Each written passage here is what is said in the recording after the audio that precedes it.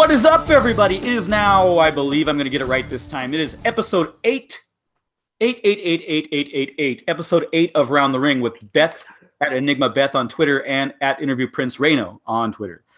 Beth, how are you? I'm good. I've been up since like 7 o'clock this morning. It's now 9 o'clock. I'm very tired. 7 o'clock? I know. 7 o'clock's not early, but the time she goes to bed is late. I was going to say, it's early for me. You very rarely see me before about 10:30. And I'm still recovering from Revolution because time zones. You were up late. So anyway, we're going to go into Dynamite. It was a groundbreaking show this week after a groundbreaking pay-per-view that I just read topped the most buys from a non-WWE pay-per-view event wrestling-wise since 1999, guys. 22 years of wrestling pay-per-view. Have the actual figures been released yet? No, but that's just with what we've been released. That's just with Fight, I believe. So, and it's already done that. So anyway, very exciting. Wish we weren't on such drastic time zones. We probably could have done a Revolution review, but we'll talk about a little bit of the Revolution fallout on this show. So without boring you guys to death before we even get started, and next week, look forward to, I haven't even talked to Beth about this yet. I plan on watching Elevation. I plan on watching all of it. And I do have time now that time zones are going forward in the United States, except for me in Arizona. We don't move our times because it's too hot here to want more sun. Shows are going to come on 1 hour earlier for me. So I'm actually going to get to watch all of Elevation. And I could, if people want, I could do an Elevation review that same night. We'll see. But the other option was I was going to look at rolling it into Dark Dive. But if you're happy to do an Elevation review, it's less work for me to do, so go for it. Oh, there you go. So I might just do that. But moving on to the show, let's get started with the banger that we got started with on the show. Rey Fenix having probably the best year of anybody out there against a guy I could count on one hand how many singles matches he's had that I recall seeing. Matt Jackson. Beth, how was the match? Very good, of course. I thoroughly enjoyed it. I got some heat for this on Twitter. I prefer the Lucha Brothers as singles wrestlers. They are a fantastic tag team, but what we saw today from Phoenix, what we see later from Penta, which we will talk about later, they are fantastic singles wrestlers. They both have so much charisma. They're great together, but Phoenix just kind of blew my mind repeatedly during this match. And him and Matt work so bloody well together. Yeah, he's so good. And I hate when people say that tag team wrestlers should stay tag team wrestlers because Matt Jackson's great. Nick Jackson is great. Yeah. So we finally got to see one of them in a singles match, and it just goes to show that they can hold their own against anybody. I mean, they do when they're in a tag match, so why would it be any different when it's one-on-one? It's just like having a tag match without ever tagging your partner in. Matt looks really bloody good, even though he lost. Yep, even in defeat. And he was one of my considerations for Wrestler of the Week. And guess what? As of right now, guys, I don't have a Wrestler of the Week. So maybe Matt will be. Yeah, maybe Matt will be. We'll be going through the show, and I will pick the Wrestler of the Week. All right, after the match, Phoenix did win, like she said. There was an Eddie versus who I'm wearing right now. I am wearing a Moxley shirt. Eddie and Moxley promo. Very good promo. Beth, what happened? This was exactly what they needed after the end to Revolution. So the end to Revolution, there was a big botch. The ring didn't explode. Kenny has been absolutely furious with the third-party manufacturers that set up the ring because they screwed up big time.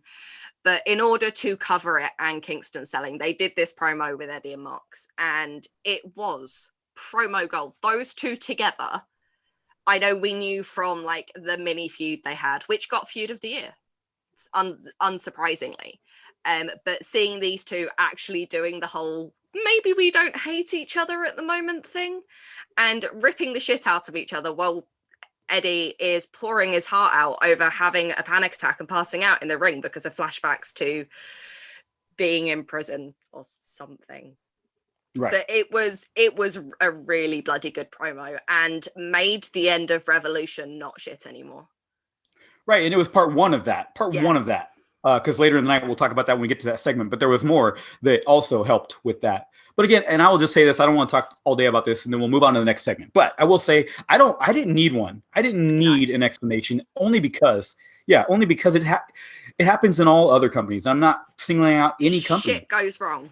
Yeah, shit goes wrong, like she said, and fans are unhappy on a lot of outcomes in a lot of different companies, and no other company out there gives you an explanation. So I didn't feel I needed one, but they gave us one, and they did it perfectly. And that's they did a bloody good job with it as well. So it to the point where it actually had me questioning whether this whole thing has been a work and it was meant to be a dud, and this was part of the storyline. I've since read the whole thing with Kenny going absolutely mental at the third party guys. But it did cross my mind for a second because TK was so chilled in the post-show media scrum. He was just like, guys, it was a dud. It's fine. It'll all get explained on Wednesday. And he was so chill about it that it did cross my mind that, okay, maybe this is actually how it was meant to play out and to build up to what we've now been announced as next week's special episode. Right. So as kind of that bridge between the two, because you can't really build a special episode in a week and a half. Right. So anyway, we'll talk about more how they solidified that reasoning behind the botched explosion later in the show. But then there was a Revolution recap. And speaking of recaps, let's recap the prediction show real quick. Oh my God, I lost epically. She lost badly. And I'm not going to get too much on my high horse because she might beat me next time. So that's why I can't talk. And next time, I believe that we need a bet, especially in cases like this where I dominated the predictions. I believe, guys, I'm very proud of myself. I'm just going to get this out of the way, little self, gratification here, because there was a multi-man tag team match with like 15 teams. My choice didn't even end up entering. Right. But I did. So I had a 1 in 15 chance of getting that one right. And I got it. Not only a multi-man tag match, but I had a 1 in 6 chance of getting the ladder match right. And I got it. So very good show for me. I'm very happy. The only match I missed was the match that she cared the most about. And that was one Hangman. of two matches I cared the most about. But yeah, Hangman beat Matt. I know people were upset that there wasn't a money handover at the end of the match, but I'm like, the first quarter isn't even over yet. What are you guys complaining about? It's knowing AEW, it's something they will pick up at the first show of April. And Matt will hand that money over. But you can't do it yet because the quarter ain't over. The next segment after the Revolution recap, which was an amazing pay-per-view, I don't care what people say, that to me, it was great. The 9 matches were great. What happened after the 9 matches shouldn't factor into a yeah. So then we had Cody coming out, and it was announced that he was going to be in action. So you already knew that it was going to be against unsigned talent, and it was. And it was a very quick match. Beth blinked, I believe. Yeah, I actually missed this match. Like, I blinked, I picked up my phone, I checked the time, I looked up, and Cody's arm was being held up, and I was like, oh. Yeah, same for me. I was literally just in the time. Go ahead. Sorry. I was just like, that happened. Yeah. In the time it took me to shake, I'm not kidding you guys, same with what she just said. She's not lying. The time it took me to shake one protein shake for work the next day, it was over. And that's all good because what happened afterwards was what it was for anyway. You know what I'll say about me preferring Lucha Brothers as singles wrestlers? This feud is something. Okay, so Penta came out with Alex Abantes, who those two are brilliant together. The chemistry they have together is great. I think Alex would be a really cool manager if they were to go and have singles runs. He would be a really cool manager for Penta because the smile on his face as he's translating, he is enjoying telling Cody what Penta is saying at this point.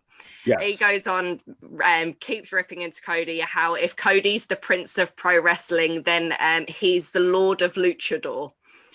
And the whole thing was absolutely fantastic. And then Penta said that he is going to hurt Cody so much that Cody can't pick up his daughter when she's born. And that set him off. That set Cody completely lost it, jumped out the ring, charged towards Penta, and then everyone just scattered. And Penta looked so fly. Dressed up luchadors is my new favorite aesthetic. Like the whole, the suit and the mask, it just works. It looks so cool. Yeah, Penta's just always been, he's had that cool factor. People have always loved him for that. So I am looking forward to that matchup. And I believe it's coming next week. Yes. Just like that. So we don't have to wait long, guys. Yeah. You don't have to wait long. I want this to build into a proper feud. It gives Cody something to do, and it lets them shine the light on Phoenix and as singles wrestlers, because they are fantastic as singles wrestlers. Yeah.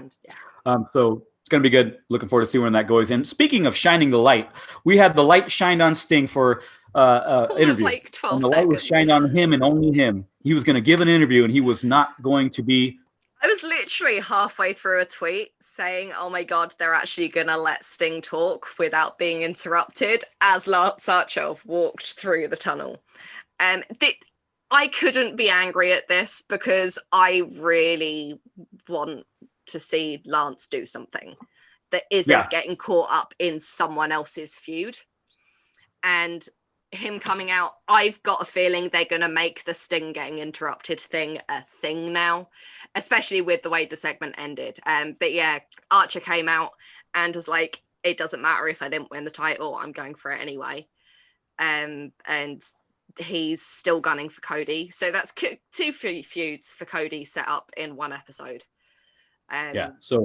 And then Lance was like, yeah, I'm done now. Him and Jake walked off, and Sting looked at Tony Schiavone and said, well, I guess that's it for today then. I'll catch you next time, and just walked off. Yeah, see you, Stinger. I like Jake. I like Jake when he was leaving there. Yeah, bye, Stinger. With his raspy voice and everything. It was good. I know people don't quite get why Jake is still with Lance, because he doesn't do an awful lot for Lance other than standing there and sounding really cool, but it just works. Mm-hmm. They do work well together, and the few promos and stuff that Jake does get involved in are absolutely brilliant.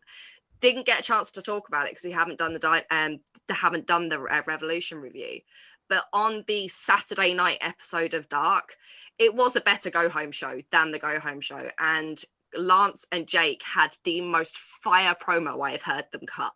It was absolutely brilliant, basically declaring war on Cody, which has then been followed up in this week's Dynamite, and I'm really looking forward to seeing this play out. I didn't even know about that show, so I have no clue what you're talking about right now. You should go and watch it. It was a brilliant episode. It was more of a go home show than Crossroads was. Interesting. I'll look into that. And you had a really awesome Big Swole promo. And then you had the Lance and Jake promo, and matches setting up all the other matches on Revolution and stuff. It was just really cool. Sorry, I'm gushing now. Please make me stop. It's all good. We were talking about Sting and Archer coming out and Jake and all that, and then Cody. But anyway, that was a quick segment. Sting didn't get to finish what he was going to say. Of course, never does. So I believe what she believes, it's going to become a thing. He's going to get interrupted every week. So now it's just going to be, who's it going to be? Is it going to be the same guy over and over? Or is it going to be someone different? So after that, we had a promo with QT Marshall, who rubbed some people the wrong way recently. He was with his boy Lee Johnson. So at Revolution, in the tag team battle royal thing they had, QT Marshall kicked... Was it Lee Johnson out of the ring? It was one of the other Nightmare Family members out of the match. And Dustin was like, what the hell? Yeah.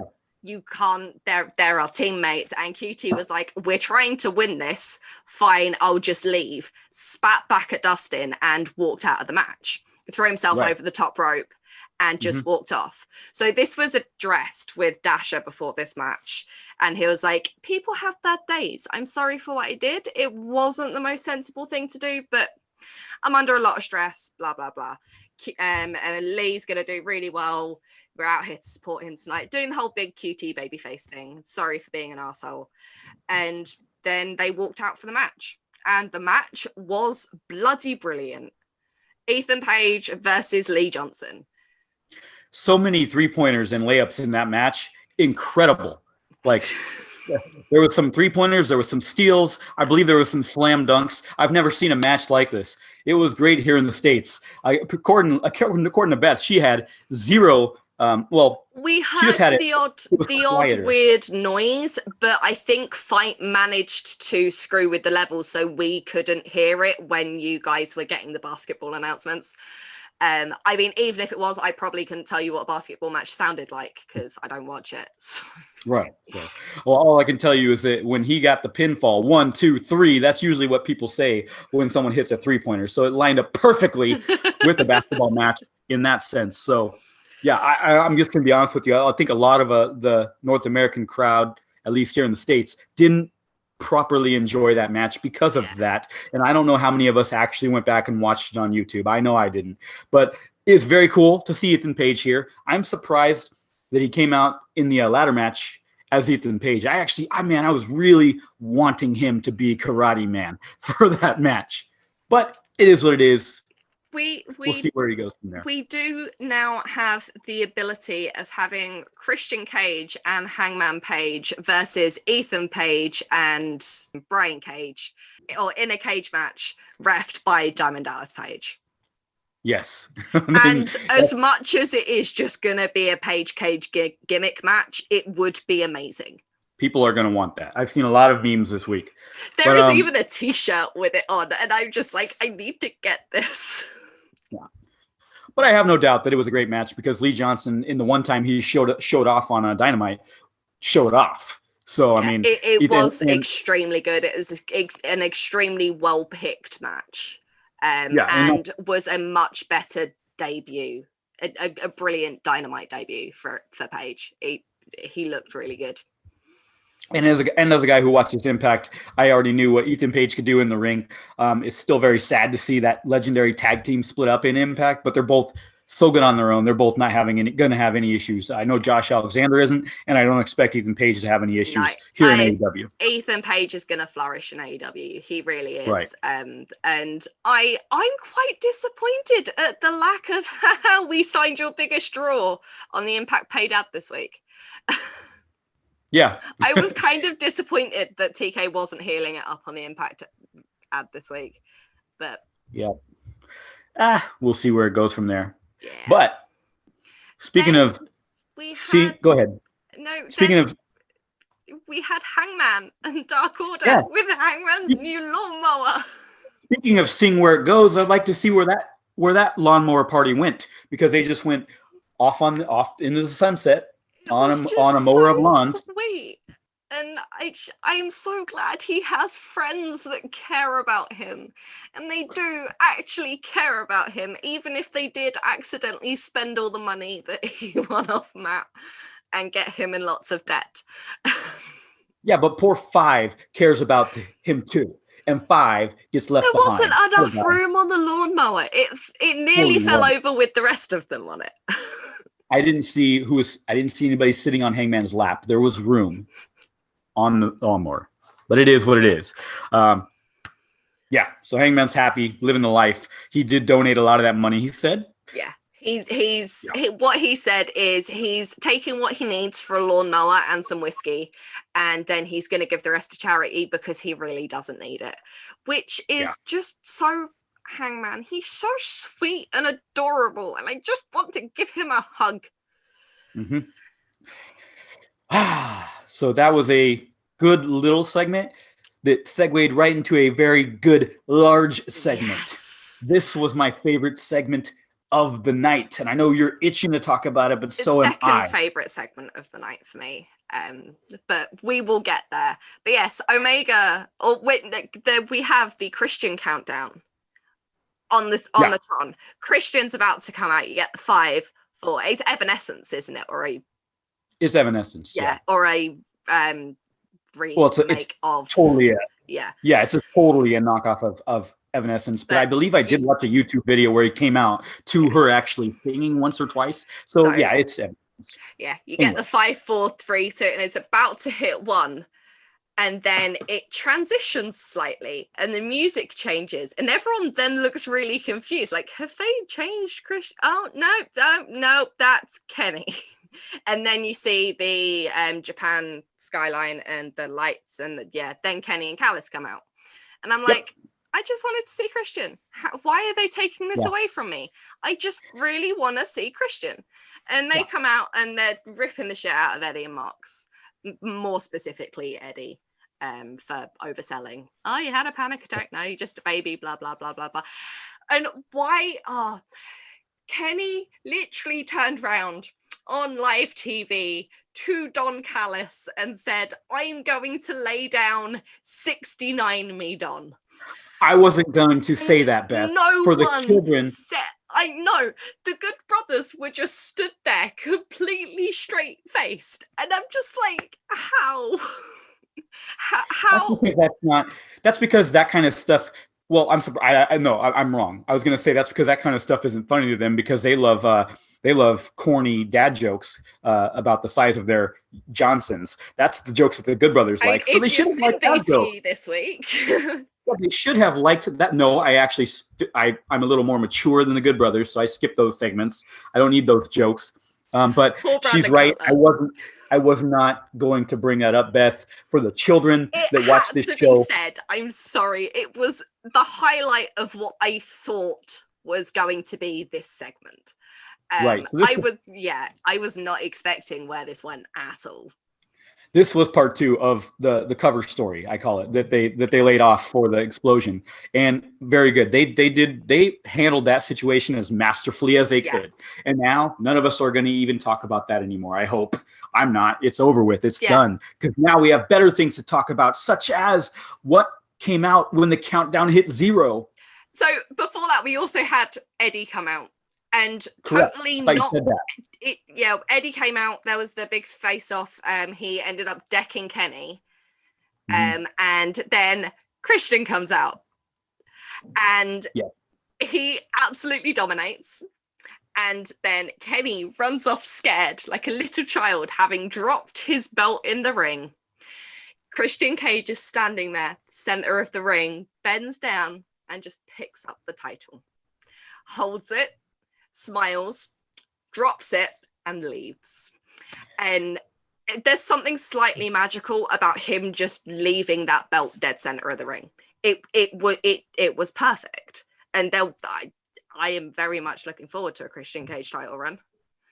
I told Beth right before we filmed this that I didn't even put that together that he would be going for the belt until he picked it up. So after the stare down, after the he was going for the kill switch or whatever he's going to call it now. But he was going for that, and then Kenny was out of the ring. I didn't put that together that we were going to get that until he picked up the belt.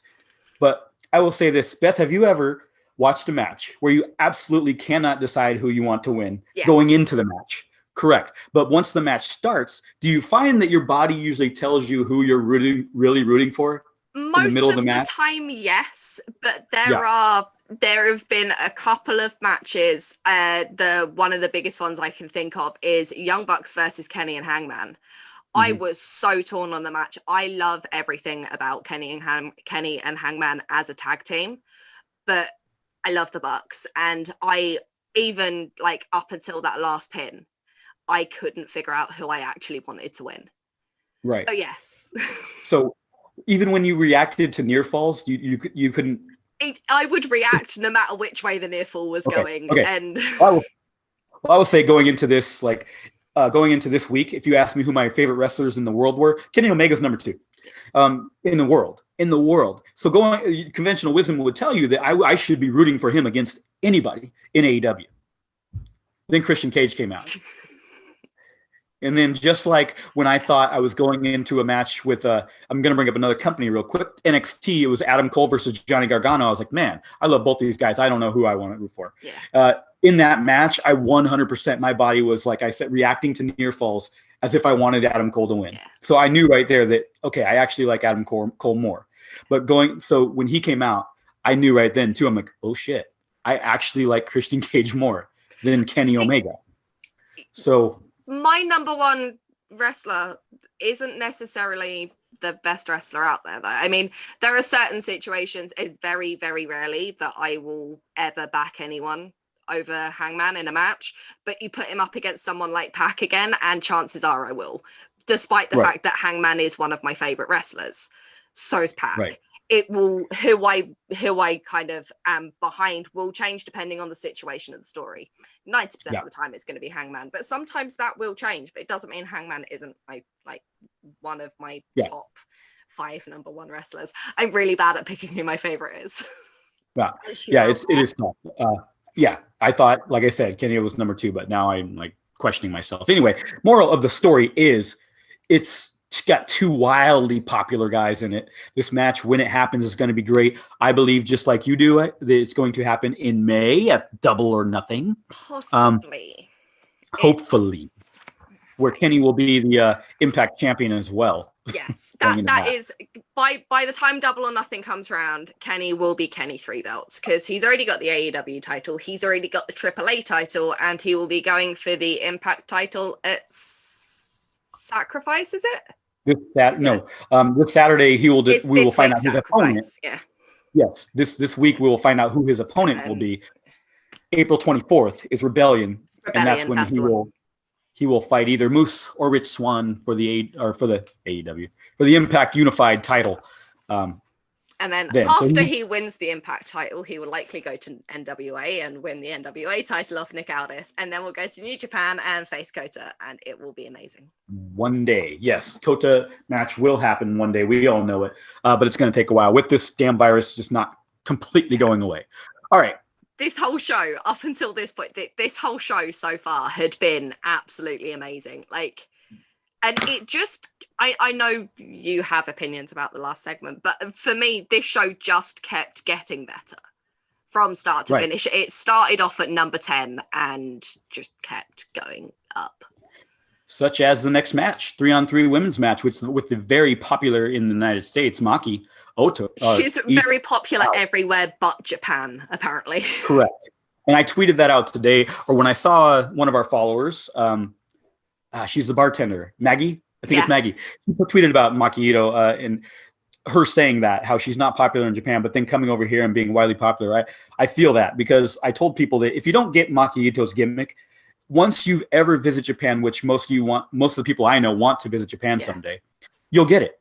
Because there's girls like her on every street corner that try and get you to come into their kitty cafes, and she's normal to Japanese fans. She's normal, and that's probably why she's not so popular in Japan. But I love her for that fact, because it reminds me of Japan. And I love for the rest of us, she's something completely bizarre and off the charts that we're just not used to seeing. And everyone has completely fallen in love with it.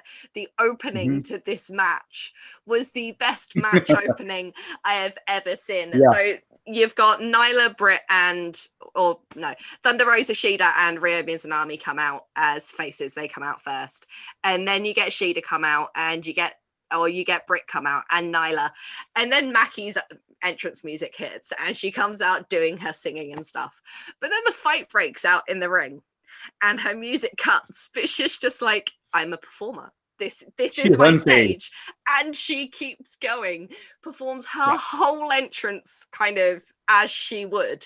And then as the last beat of her entrance finishes, she hits Shida over the head with the mic repeatedly. Yeah. It was just brilliant.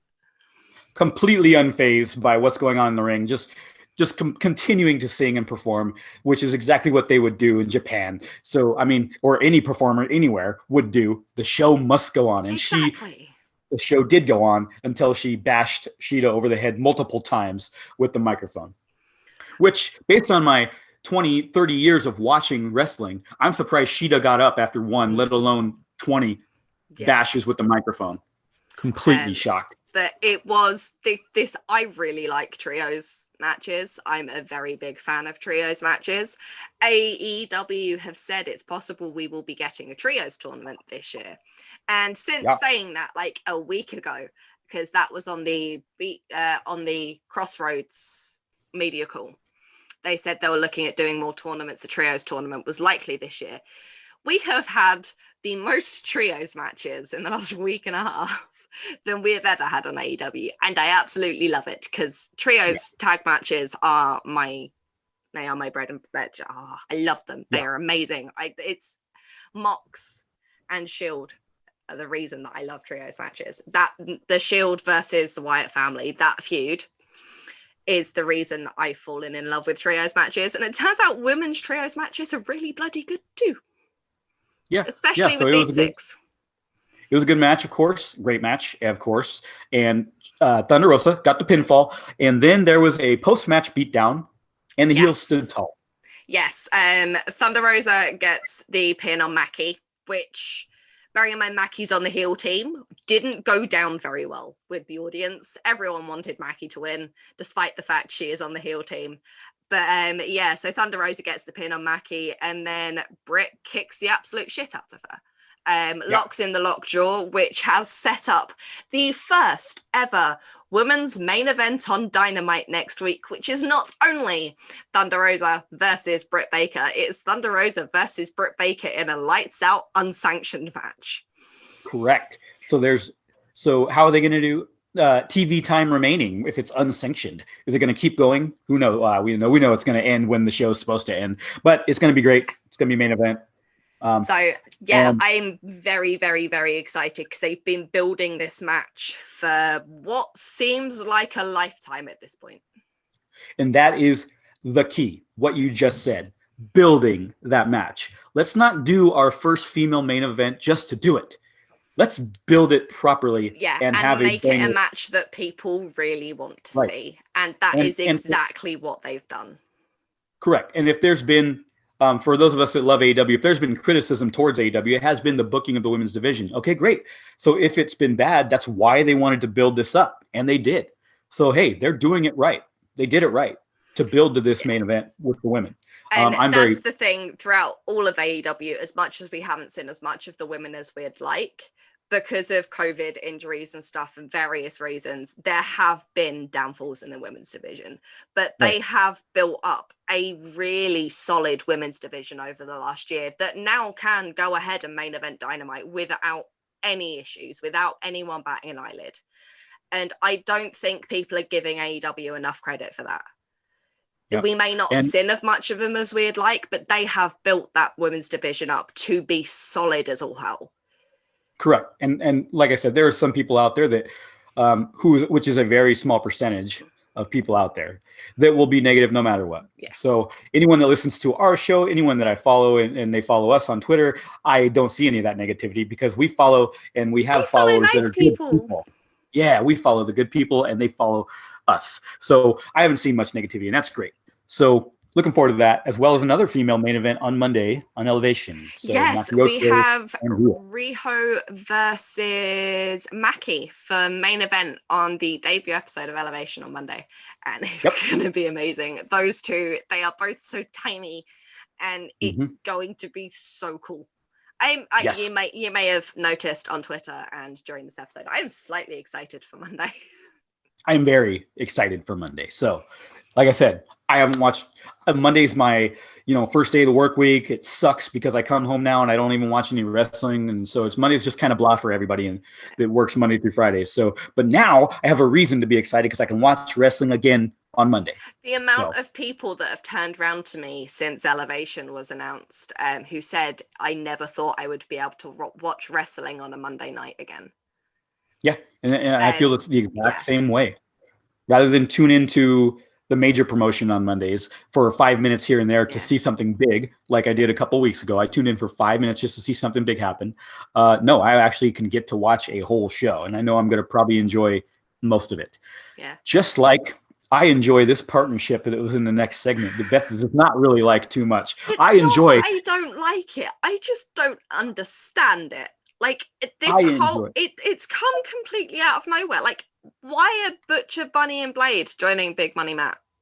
Other than Matt needs more money. We'll get to that in a second. First, Matt and Private Party. Here's why it makes sense. Private parties. You got to be rich to get into private parties, right? Okay. I guess so. Answer. Yeah.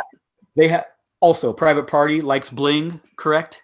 They so I think their characters mesh perfectly with Big Money Matt because they make such good baby faces. I stand by it's too early for a heel turn for the boys. I still think it's too early for this. They didn't have a good enough face run to justify the heel turn. Well, maybe like you just said, they're thinking about doing a trios tournament, so they needed another trios, such They've as got enough Matt Party. trios. I'm just going to call him Matt Party from now on. Matt Party or Private Hardy. That sounds I like think they're Hardy Party. A Hardy Party. Okay, there you go. That works. But yeah, I'm with you. I have no clue other than the fact that, like I told her earlier, they have no idea what to do with Butcher, Blade, and Bunny. I love those three. I have a shirt. I should have wore their shirt today because they were on TV, all three of them. But I love those three. I'd love to see Allie more in the women's. They just need a storyline. Yeah, they just need something. Yeah. And so maybe the ones that they were in just didn't work. So maybe they're trying something else out. Let's see where it goes. I put my full trust in this company. I do. So I am going to trust them, and I'm going to trust the process. Eventually, they will find something for those guys. Yeah. It's going to be great. And gals. And it's going to be great. My reservations with this are my issues with the Big Money gimmick. Like, the issue I have with it is the money grabbing Carney aspect of it. You can do this gimmick without bringing the whole Carney thing into it. I grew up with Carney kids. It's a really horrible stereotype that they have to live with and have worked very hard to break away from. I get why they're doing it, and I don't hold it against anyone for enjoying this. I just rather they'd change the terminology a bit. The gimmick itself is great for what he's doing. I just don't like how it's worded. And it makes me a little bit uncomfortable. But again, I love Butcher, Bunny, and Blade, and I hope this is something that can work out for them. I'm just not sure how it is going to work for them. But as you said, we trust AEW to do the best with them, because 90% of the time, 95% of the time, even if we don't get it, it plays out and we're extremely happy with it. So right. So the last thing I'll say on that is the one thing I would really like to see play out, besides finding something for Butcher and Blade, let Bunny, let the Bunny go in some matches in the women's division. As the Bunny rather than Allie. Yeah. But she was the Bunny in Demon Bunny. So I hope this plays out in some way or another, because I do really like Butcher, Bunny, and Blade. It's just I don't see how this is going to work, but we will see. We will also see whether we see Scorpio Sky on TV again in the next couple months. It seems like he has a match and then he goes away, has a match and goes away, and he was on TV again. I have a feeling I know how this is going to play out. So we had Sky versus Darby Allin, which was bloody fantastic. I thoroughly enjoyed this match. It, like, when this came up and I was like, we've got like 40 minutes till the end of Dynamite and this is the last match on the card. It was at this point I realized that the Inner Circle War Council was going to be main event, and I was like, I did not see that coming at all. But Sky versus Allin was bloody fantastic. Both of them looked like absolute stars. Darby absolutely dominated for like 90% of it, though. Sky looked fantastic. Which seems to be typical Darby. He's a littler guy. He's going to get dominated. He comes out at the end and he does these flashy moves of his that are great. And I'm a huge fan of both of them. So I love the match, of course. Won with an inside cradle. Yeah, with an inside cradle. Which, it is what it is. But yeah, great match. I'm a big fan of Scorpio. I want to see him on TV more. I hope that this is not the last time we see him for a while. But I have a feeling, because of what happened at the end of this match with getting Darby in the ankle lock after having worked that ankle for the whole match. He caught Darby in the ankle lock after the match, and it took 5 refs to pull him off Darby. And there was just this look of twisted enjoyment in Sky's eyes, the grin on his face as he was inflicting pain on Darby. And then he left through the heel tunnel. I think that in this loss, we're going to get a full heel turn for Sky. They're going to build him up as a heel over the next couple of months. And then Darby will drop the title to Sky at Double or Nothing.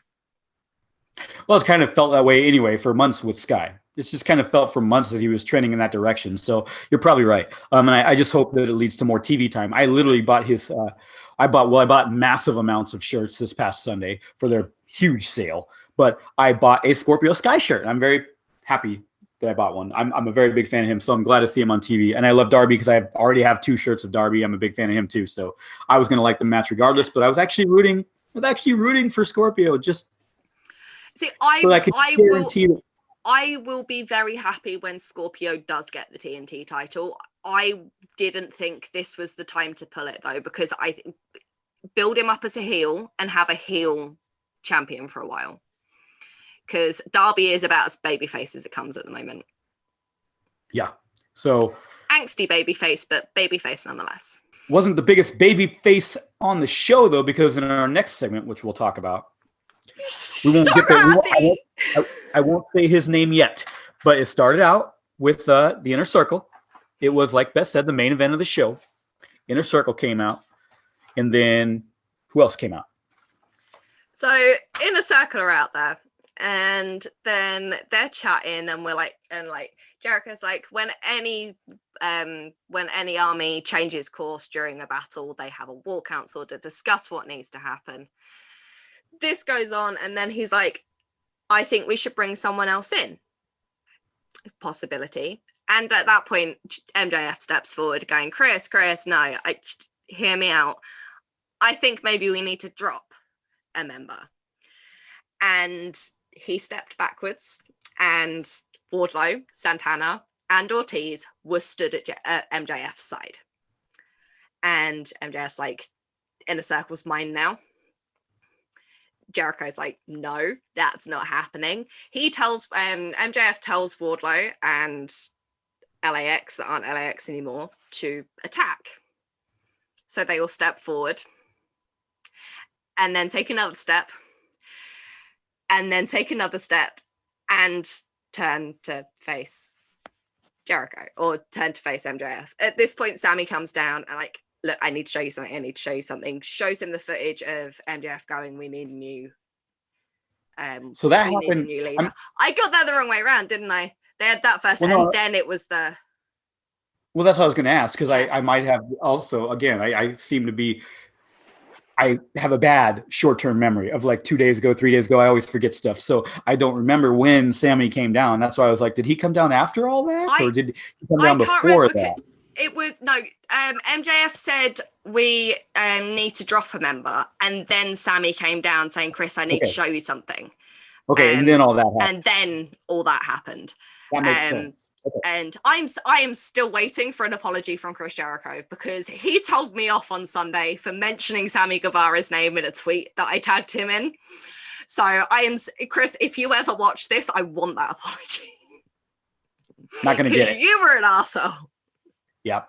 Hey, he asked you politely, never say that name again. There was nothing polite about any of it. There was nothing. And then he was like, never say that, never type that name again. So my response was Sammy Guevara in full caps. Because surprised you didn't get the full block treatment after that. But anyway, yeah, it was kind of a surprise for all of us. We thought Sammy Guevara was going to be done with them forever, and then there was going to be an eventual feud between MJF and Sammy. But that's not how things went down. Looks like he's getting back with Jericho, the Sex Gods, and LAX, who we call proud and powerful around here. Beth, they are a brilliant tag team, but it's a really shit name. Just call him Pap.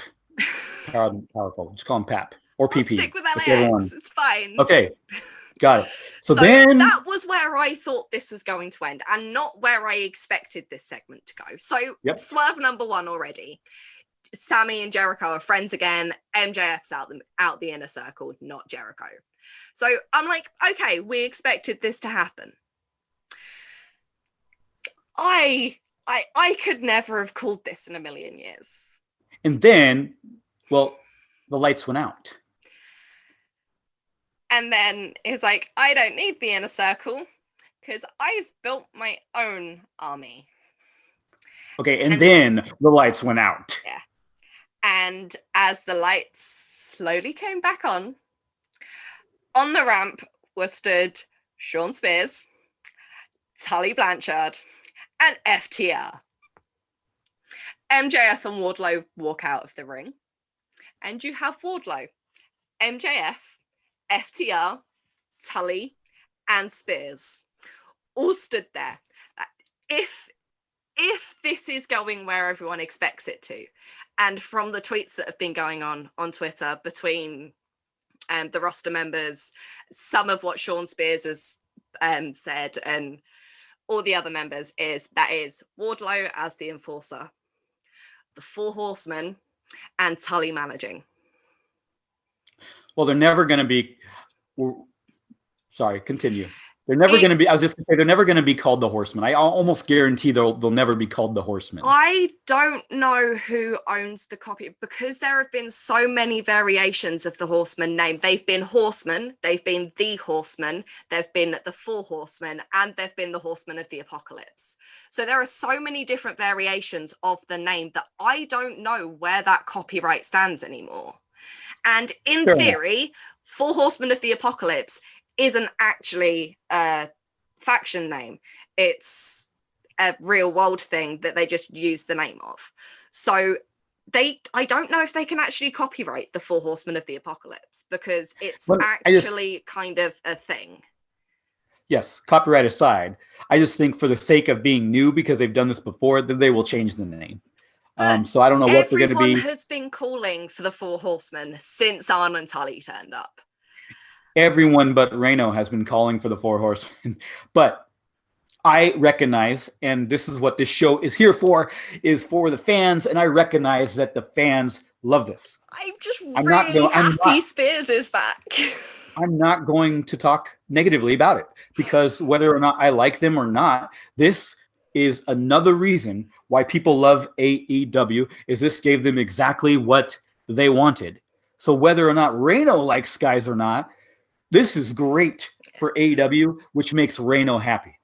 And I'm kind of hoping we get a Tully versus Arn match at some point. Tully's now been in the ring. Arn has more than enough bumps to show that he's been cleared. Tully versus Arn, just to kind of top off this Four Horsemen story, if that is where we're going with it, and this isn't just them pulling a huge swerve on us again, which wouldn't surprise me. They could go completely opposite way with it, and this not be a Four Horsemen, and they're just taking the piss and winding us up. But if this does go Four Horsemen, Tully versus Arn, that's probably going to happen. It'll be a gimmick match. Make it cinematic. Let Darby produce it again. But finish that off nicely, because there are a lot of people that would like to see that. Me being one of them. Yeah. So like 99% of people would. I'm the 1%, but it doesn't matter if I'm the 1% or not. Like I said, this makes me happy because of the just like I wouldn't like someone coming at me for liking Christian Cage if they didn't like Christian Cage. Just like I wouldn't like them attacking me, I'm not going to attack people who love that segment. It's like me not liking the Big Money Matt gimmick. Yeah, it's literally 99% of people. Well, okay, maybe 95. The large majority of people love this segment. The majority are very happy with this and are looking forward to seeing it play out. This is what set Twitter on fire that night. You didn't hear as much about you didn't hear as much about Kenny and Christian as you did about this the following day. Yeah. So this is what left the imprint in people's minds, which is why this was main event. And I don't and I don't dislike all of them, just all but one. I like Wardlow. I love Wardlow. I love him. So I cannot wait for Wardlow's eventual face turn, because it will be a thing of beauty, because he is such a nice guy. Like, if you watch his unrestricted interview, he's lovely, and he is the women's demigod. Yeah, he's a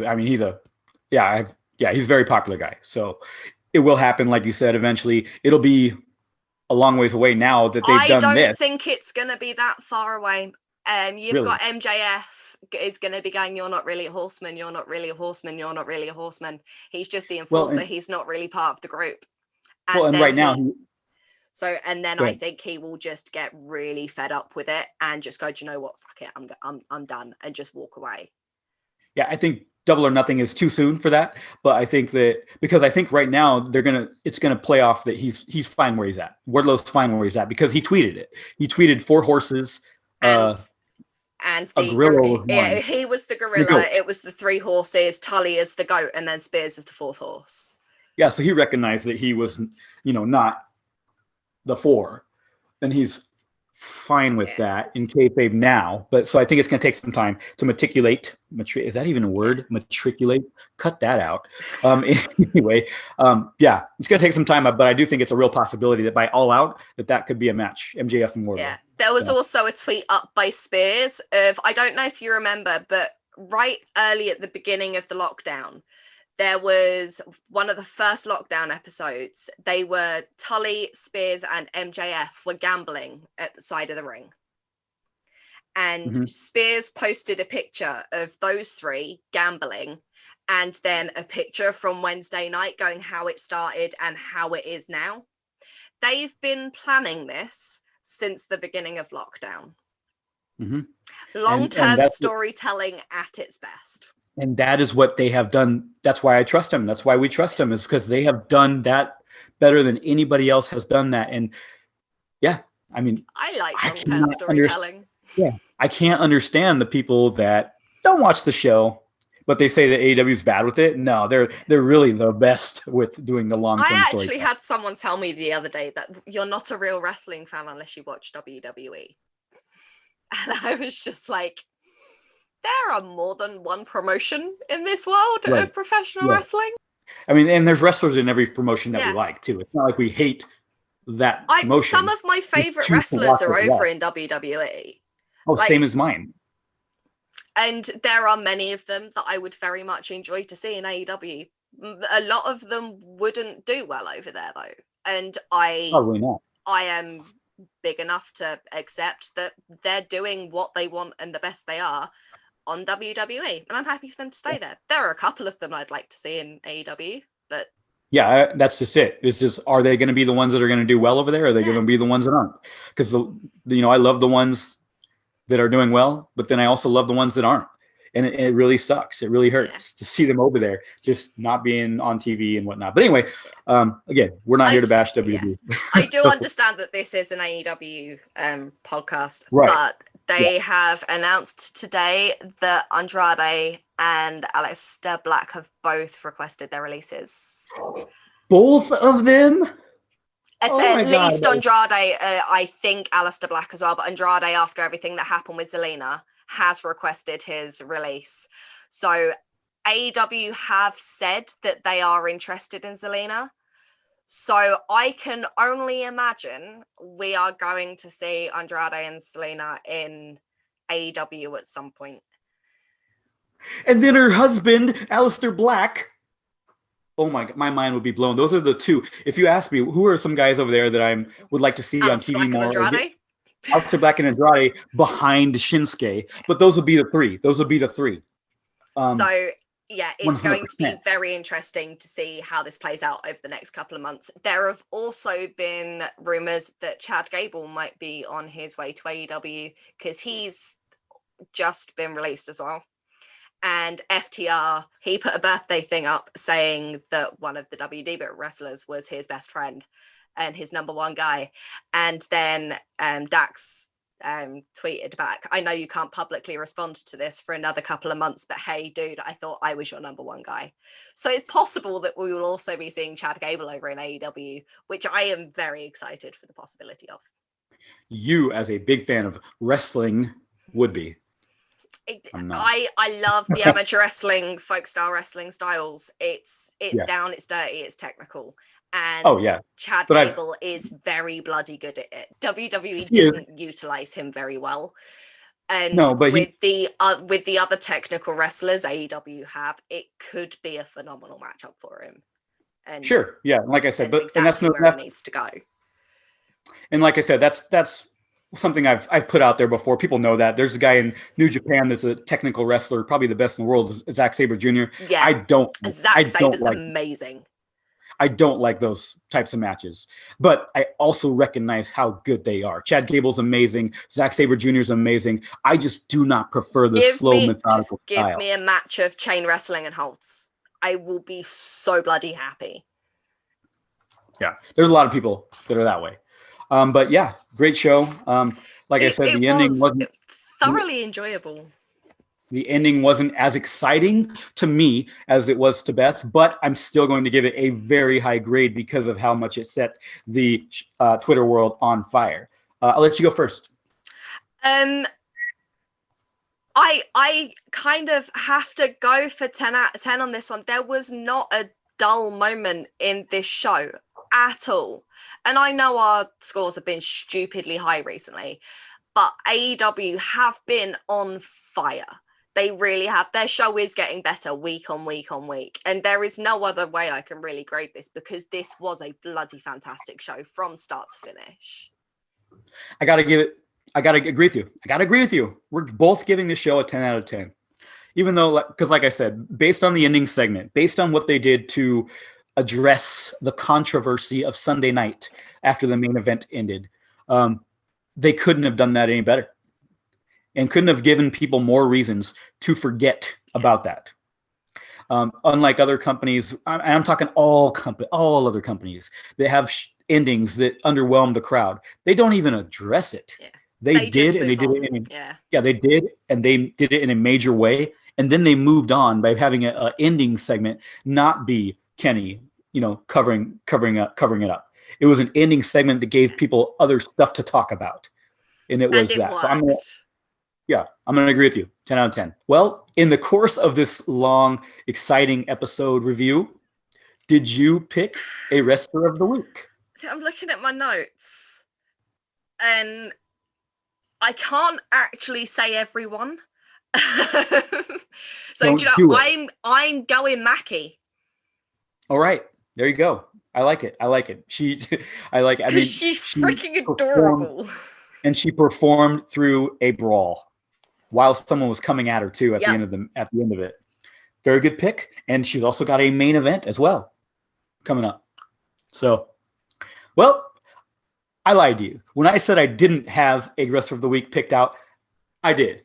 The thing is, they weren't even in a match. And I say they because Beth on this show has a couple times picked more than one wrestler. I have not yet. Today I have. I have picked 4 people. Don't get on to me for picking 4 people. And I did leave hints the whole time again. In the background, as you guys know, I try to leave hints. The video's been changing like every few minutes. It sure has, but each video has been about explosions. So are you going the Omega Callis segment then? The quartet of the 4 of them: Don Callis, Kenny Omega, Eddie Kingston, John Moxley. They just all that contributed. Whole segment, yeah. That all of them contributed to throwing that black eye in the IWC under the bed, and they did it in the best way that they could have. I'm giving them credit for that. So there was so much hatred. Yeah. And next week has been announced that we will be getting Mox and Eddie tagging against the Good Brothers. And I am so excited to see Mox and Eddie tag together. It's going to be amazing. The Nerd Brothers, so they should be called, as an homage to his WWE days, calling people nerds. Anyway, but yeah, so I give it to them 4. I'll never again do a 4 people. Hey, at least if I've chosen more than one person, they've generally been from the same, at least like both faces or both heels. Yeah, you just pick everyone in the segment. Yeah, if I had to pick someone who was in a match, I don't even know who I would pick. There were so many candidates. Yeah, but anyway, you can't pick everyone though, can you? And this was such a good episode that Wrestler of the Week could have been any one of the wrestlers on the show. Yep. So there it is, guys. It was a very good episode. I enjoyed episode of Dynamite and episode of our show. I enjoyed the pay-per-view very much. We talked about the recap of that pay-per-view a little bit, as well as the show. And like I said, it's now like all that is behind us. Whatever the negativity coming out of Sunday was, it's all behind us. At least for 99.9% of us, it is. And I'm looking forward to seeing where the company goes from here, especially with Elevation starting next week. And next week, we also have the St. Patrick's Day special. I'm not 100% sure what the name is, but yeah, it's a St. Patrick's Day special. I think it's Smash. Yeah. St. Patrick's Day Smash. So we've got another special episode next week. We've got AEW Dark Elevation on Monday and AEW Dark on Tuesday, followed by Dynamite on Wednesday. It's going to be, we're getting at least like 6 hours of wrestling AEW next week. I'm so excited. Yep. And then on top of that, we got the New Japan Cup going on, guys. So please, those of you that like it, please check out my predictions. I've been doing pretty crappy with it. I was very good with the AEW predictions. I just dominated Beth by Big 7 time. matches or something like that. But I was not very good in the New Japan picks. So anyway. I will drop the link to your round 2 predictions in the bio below. There. Somewhere. Sweet. So guys, enjoy this. We'll see you later, and have a good night. Have a good weekend. Whatever you're doing right now, have a good one. Bye. And sorry, I will say before, Beth already said bye, but I will say you guys got my cat in the middle of this video, so that's it. That's all you're gonna get. Have a good night, everybody. See you later, guys. Bye.